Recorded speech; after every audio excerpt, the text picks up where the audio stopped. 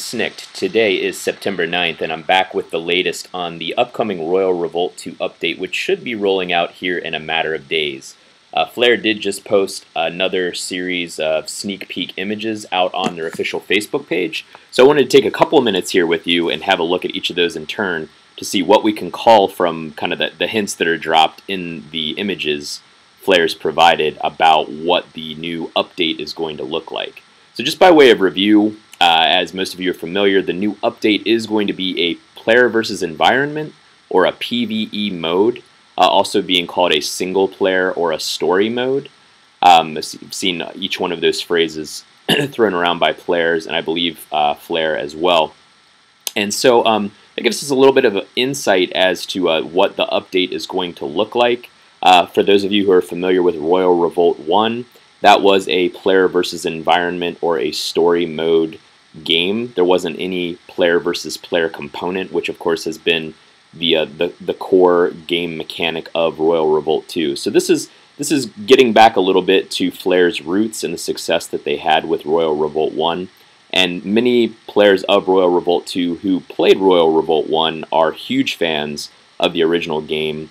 And I know in conversation where we've talked about kind of our wish list for new features for Royal Revolt 2, a lot of it harkens back to or refers back to many of the really cool things that were in Royal Revolt 1 that haven't been ported over or haven't really carried over to Royal Revolt 2. We don't want to see the same game, but a lot of features, everything from, there's a large variety of different traps and spikes that were laid out on the paths in Royal Revolt 1, to the ability to get a daily gold bonus for logging in on consecutive days also was a feature in Royal Revolt 1. So there's a ton of different things in different areas of the game and different facets of the game that Royal Revolt 1 had. And it looks like, based off of these screenshots, that Flare is getting back to kind of the forebearer, the predecessor of Royal Revolt 2, and maybe pulling some of the really cool features out of Royal Revolt 1 to include here. So looking at this first screenshot, you'll see here it's very apparent what's going on. There's a humongous ogre in the way of the hero and the knights that are there with him. So we'll notice that in the this is an image of the single player mode of the game. You'll notice that the overall layout is the same. First off, you'll notice there is a timer.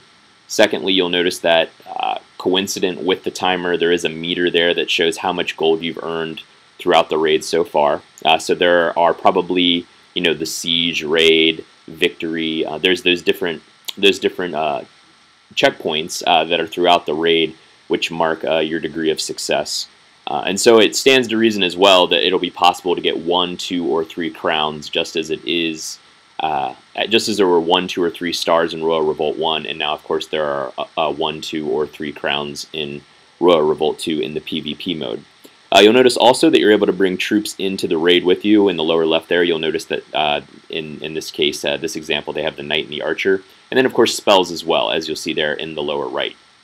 And so, not a whole lot here looks different. It looks like this is some kind of ethereal, dark kind of castle environment, rampart, or castle wall that the raider is in. So it'll be interesting to see how that plays out as far as the story mode goes. But the ogre is huge and looks like he's a pretty formidable opponent. So clearly this is the portion of the story mode where the hero has not yet allied himself with, or hasn't yet defeated the ogre, to bring him on board as a callable ally or a summonable ally, but at this point the ogre is still the adversary.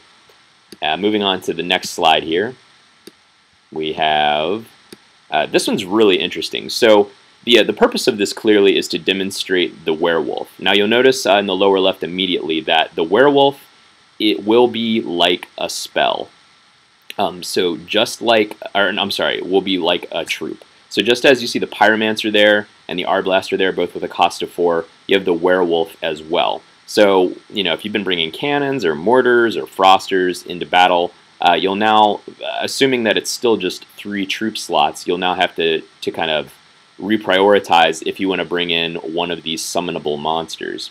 And what immediately jumps off the page here is that the Werewolf costs 16 morale to summon, which is a huge sum. Up until this point, we have the cannon and the mortar, which cost 5, and so the werewolf costs more than 3 times that, and that's pretty. So that's pretty noteworthy. And you can see here as well, it's kind of a similar environment. It still looks like the Castlegate Rampart environment. In the upper right corner here, you can kind of just pick out that the ground is different. It looks like there's like a wooden bridge or drawbridge kind of feature up there. And I would point out a couple of more subtle things here that I want. You'll notice we have the werewolf, and the werewolf has a blue bar overhead, which means that he's an ally. If you think about the troops that you bring into battle with you when you're raiding, they all have a blue health bar above their head. So this is a demonstration of the werewolf as an ally. And the werewolf it looks like is fighting the mummy, and the mummy, of course, is another monster that's been featured in the sneak peeks up to this point, and presumably will also be capable of being defeated and then a summonable monster on your side as an ally as well.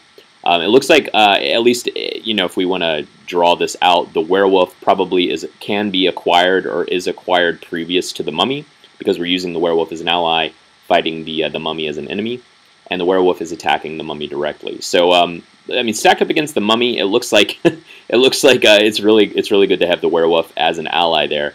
But one thing I would also mention here, which is interesting, is that on the left side there's a creature or a character that we've never seen before, and that I'm assuming so, and it hasn't been featured in any of the sneak peeks up until this point. It could be in some of the old artwork from like the loading screen, maybe that I just have passed over or looked over before.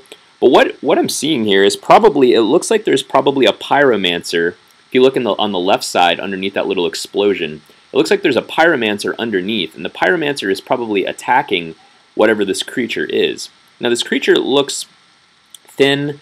It has a red body with maybe a little bit of blue down there at the bottom. It also looks like coming off of its back are a pair of wings, and coming off of its head are a pair of horns. So it looks like it's like an imp or a demon or some kind of a little devil, something like that. But it doesn't have a health bar, or there's no health bar apparent here. And I think that the health bar that's there that is showing blue is the health bar of a pyromancer that's underneath it that's nearly dead. So it's clear that this is an adversary if the pyromancer is attacking it. And so it looks like there may be new enemies in the story mode as well that are in addition to the monsters. Potentially this is a separate monster altogether that could be summonable. We can't be certain about that. We're not sure that it's just the ogre, mummy, and werewolf that are the 3 summonable monsters. But maybe it's not. Maybe it's an NPC type monster, a monster that we just fight and that we can't acquire and make an ally, and that isn't a boss. But in that case, in the story mode, it looks like there are additional monsters as well, including this imp or devil or what have you. So wanted to point that out because that's really cool to see. And then the final image is an image of what looks like the outside of the Chamber of Fortune. As you know, with the Chamber of Fortune, if you receive, and it might not be the Chamber of Fortune because it shows 3 crowns over the door. There might be an additional reward for receiving 3 crowns rather than 2, but 3 crowns, 100% victory allows you to get into here, and it seems to be implied that this is the treasure chamber or Chamber of Fortune, judging by the little chest over in the lower right corner, which appears to have gems or something like that coming out of it. So, so that graphic is neat to see as well. It'd be really cool to see cutscenes or even still images that are like this, that create transitions. And so more. This is beautiful artwork. It's really well done as a to see that we might have some interactive kind of cutscenes or at least stills that'll be worked into the game, such as this one. And finally, I want to point out a couple of things that were mentioned out on the Facebook page itself. So a first comment here, and there will probably be more to come as people review this content and ask questions, but just the 2 most interesting comments here to this point are Jamie Jackson comments, "This looks sexy as all get out. Question though, will single player have a resource to play, or can we do it as much as we want? Also, will single player kings start at level 1, or do we use current kings?" And they skip over they skip over the first question. presumably Jamie there means, will we have to have food, or will we have to have some kind of in-game currency, or as he says, resource to access the single-player levels of the single-player campaign. And Royal Revolt doesn't comment on that, so presumably either they're keeping mum about it or there is none. I guess more to come on that, but they do say you will use your current king to complete the new missions. They get very difficult later, so that should even pose a significant challenge to high-level kings. So it looks like there's going to be varying degrees of difficulty in the new missions, in the single-player missions, and depending on how strong your king is in the current aspect of Royal Revolt 2, the PvP aspect of it will probably have a significant bearing on how well and how far you're able to go into the single-player campaign right away. Moving down, it looks like G Wong asks that wolf cost, or comments that wolf cost wave morale bar 16, and then the wide-eyed, the wide-eyed expression there. And so they say, well, he is extremely powerful. You can expect him to take care of quite a few enemies before going down. So it looks like the wolf is going to be judging by the previous screenshot of him swinging at the mummy, the wolf is going to be, excuse me, a melee monster. So it is going to be dealing out melee DPS. It's a huge monster. It obviously has a much more significant reach than any of the melee troops, being the hero, the paladin, and the knight to date. And so it's possible that he could reach firebolt towers and maybe even reach across barriers to attack ranged DPS that's attacking you. So I mean, it'll be really interesting to see all the different uses of the wolf. But he does look like a melee DPS creature, and it's possible that his range is such that he could really change some of the dynamics of the game around choke points, barriers, and the firebolt tower. So with that, that is the update, I suppose, in a nutshell. Pretty extended analysis there. If you guys have any additional thoughts or questions, comments about the update, feel free to check in with me here on YouTube or out on Facebook.